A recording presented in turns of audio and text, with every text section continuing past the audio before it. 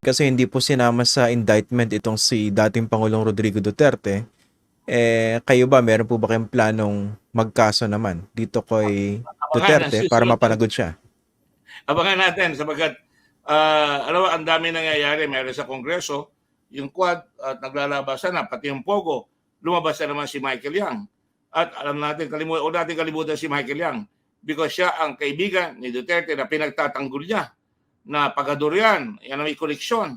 At bakit yung, imbis na sabi niya, one whiff of corruption, ay talagang madadali sila ng Administrasyon Duterte. Pero imbis na magalit siya sa mga tao niya na nilagay dyan, nagalit siya sa COA, piniay niya ang COA. Huwag kayong maniwala dyan. Tapos imbis na magalit siya dito kay Michael Yang at saka dito sa mga tao niya na nilagay dyan, minumura niya ang Senado at ang Blue Ribbon. At sinabi pa niya, huwag kayong attend dyan sa committee hearing ng Blue Ribbon. At minumura niya si Rick Gordon, minumura niya pati nanay ko, at pinakita niya kung ano ang turo ng kanyang nanay. Hindi ko nga maintindihan kung paano niya mahalikan yung kanyang ina sa dumi ng kanyang bunganga. Yung pagmumura niya. Kaya ang sinasabi ko lang ay dapat maintindihan ng bayan ito sapagkat at the time when we were all suffering, nagkakamatay ang tao, abay, binabanatan nila ng gusto ang kabambayan. At ano pa, lulusutin ba natin? Hindi natin pinalusot yan. At hanggang minura niya na tayo at sabi niya, ilalaglag kita, nakakampanya ako laban sa iyo, PI ka, hindi ka mananalo sa Senado, bababuyin kita dik hanggat mamatay ka, September 16, 2021, mataba, pangit, buhok, August 31, huwag yung pansinin yung hearings na yan, August 27, 2021, bantay ka at hindi ka habang panahon na senador, at sabi niya, I will campaign against you September 14, 2021, at sabi niya, on October 6, 2021, sinabi niya sa akin, sapaking kita. At sinabi niya, I don't want to say this, addressing my mother. Yan ay hindi ginagawa ng Pangulo yan. Because he was rattled. Dapat ang ginawa niya, investigahan niya yung mga tao yan. Ba't nagkakaganyan yan? Ang laki-laki ng pera nakakalabas. Paano nakakuha ng pera na ganyan kalaki? Samantalang ang kapital ninyo ay 625,000 lang. Hindi niya ginawa yun eh. So huli-huli. Kaya may kasabihan tayo, sana huhuli ang isda sa bibig. At sa kanya lang, marami siyang admission against interest. In fact, in one speech doon sa Chinese Chamber of Commerce, Chinese General Chamber of Commerce, ang sabi niya, hindi naman ako nagmamalinis eh. Ako rin nangurakot, pero ubus na. Sabi niya, marami din akong nanakaw, quote unquote, pero naubos na. Sabi niya gano'n, I hate corruption, hindi ako nagmamalinis. Marami din akong nanakaw, pero naubos na. Sabi, marami siyang admission against self-interest. Sa mga abogado, magagamit yung laban sa kanya, and therefore the case against people of the Philippines versus Ginoong Duterte and Michael Yang et al. Is very, very strong. And the opening case on this matter on Duque, kawawa si Duque because sumunod siya, hindi ko sabihin sumunod lamang siya, pero sinabi niya na ang nag-utos again ay si Mr. Duterte. So lahat ng kaso babalikwas kay President Duterte at akala niya siguro habang buhay malakas siya, pwede niya takutin lahat ng tao. And this is a man na talagang marami tayong masasabi, hindi ko na sasabihin yung hinahabol siya ng International Criminal Court, nahabol siya ngayon ng investigasyon sa extrajudicial killing. Pero ito, nagpapakita na talagang tagus to the bones ang kanyang intensyon sa bayan. He violated the oath, he violated the Constitution, and allowed all these people to steal money while everybody was suffering during the pandemic. Base po rin sa mga lumabas sa pagdinig niyo po sa Blue Ribbon Committee noon, ano ba yung mga pwedeng ikaso against Duterte, against Michael Yang? Well, plunder. May conspiracy sila eh. Ako, ang tingin ko, umpisa pa lang pinlano nila ito eh. Dahil, biro mo, in-appoint siya 2 days after the pandemic was announced in China. At magkaibigan sila 19 years before. And how much taxes did Michael Yang pay? Ang tax sa kanya, after 19 years, 200,000 pesos. Ang binayad niya lang, total of 7,000 pesos. Yan ang lumabas sa hearing namin. So, ang liit-liit, no? So ang lumalabas, magkaibigan sila at mapapakita natin sa mga litrato, kasama si Duterte sa lahat. At nakakatawa pa nga yung mga yan. Sabi, hindi raw marunong mag-English si Yang. Hindi raw marunong mag-Tagalog si Yang. Pero lahat ng litrato, para silang magkaututang dila. Nagyayakapan, sa aeroplano, magkatabi.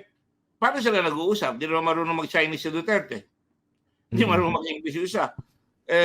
Nag-uusap sila. So talagang nagbabalat kayo sila. So ngayon matatanggal lang kanilang maskara. So ang sinasabi ko lang talaga ay eto, parang lumalabas sa akin, parang siyang Manchurian candidate, dinevelop siya. Kinaibigan siya through the years hanggang magkatiwala na ng buong buo, pinakikilala siya sa China, dinadala siya sa China bago mag-eleksyon. Bro, tumanggap siya ng mga tulong doon. At ano nangyari? Aba, nung manalo na siya, biglang pumihit laban sa foreign policy at biglang naging pro-China hanggang doon sa kanyang isang speech. Tuwan-tuwa yung Chinese ambassador, gawin niyo na kaming province of China. Yun ang sinabi niya. So talagang, on all counts, wherever you look at it, there is evidence, both coming from his own mouth, galing sa kanyang bibig. At sa lahat ng action, and his inaction. Umaksyon siya, in-appoint niya itong mga tao ito, nilagay niya, wala.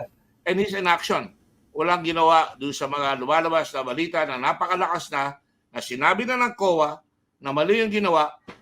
Nung inimbestiga ng Senado, pareho kami binanatan sapagkat pinagtatanggol niya talaga itong mga bata niyang ito dahil aabot sa kanya itong kasong ito.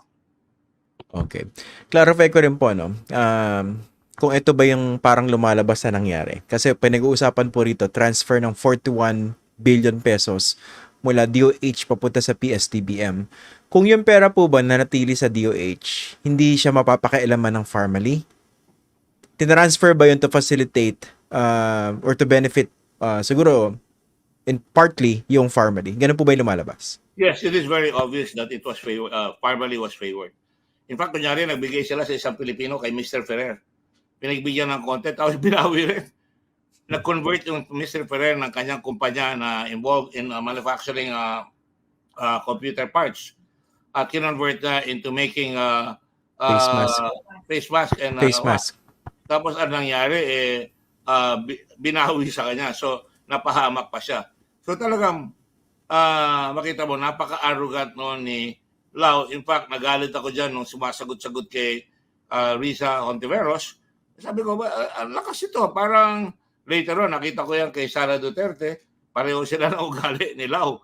Nakala mo, may pinatago doon sa mga tao na nag-iimbestiga sa kanila. So, ang lumalabas talaga, it was really a contrived plan to steal and to take advantage of a pandemic at palalabasin nila, malakas sila sa China, marami nagsusupply sa China, pero sa umpisa pa lang, Christian, paano sila nakapagpasok ng perang ganyan kalaki? Sa customs pa lang. Hinanapan ba sila ng letter of credit? Hinanapan ba sila ng bank guarantee? Wala silang may pakita. Pero nabibili sila. At talangin ko naman, nasa ng Money Laundering Council? Bilyon-bilyon yung pumapasa lumalabas sa gobyerno, sa land bank, binapasa dito sa Farmally. Nilalabas naman ni Lin Wei-xiong. Wala, tahimik. At para bang pinabayaan lang na sige, nakawin nyo na nakawin sapagkat hindi namin kaya, malakas ang backer niyan. So, ang tao dapat, alam ko, gising ang tao. Maglakas loob naman tayo na hindi naman po pwede na habang buhay ay tameme tayo. Sabi nga nung isang nakita ko, ewan kung totoo sinabi ni Rizal yun, hindi ako natatakot sa mga mananakop. Natatakot ako sa mga taong hindi lumalaban sa mga mananakop at tahimik na lang. Tinatanggap na lang yung katahimikan nila. So, nakita mo na saan mo man tignan yung Farmally merong ginawa sa Taiwan, pareho ang mga taong involved, nag-fraud, embezzlement, and stock manipulation sa Taiwan in the amount of 700 million or about 1 billion, 200 million pesos in Philippine currency. Hinuli sila doon. Nagtakbuhan sila doon. Tapos lumipat dito, nagpunta pa ng courtesy call. At kasama pa yung dating FDA, si Ms. Puno, no? at makita mo na kasama nila si Michael Yang, si Lincoln Ong, kasama nila si Lin Wei Xiong, at magkakasama sila doon. May mga litrato, makita mo ang lakas-lakas, bumubulong si Michael Yang.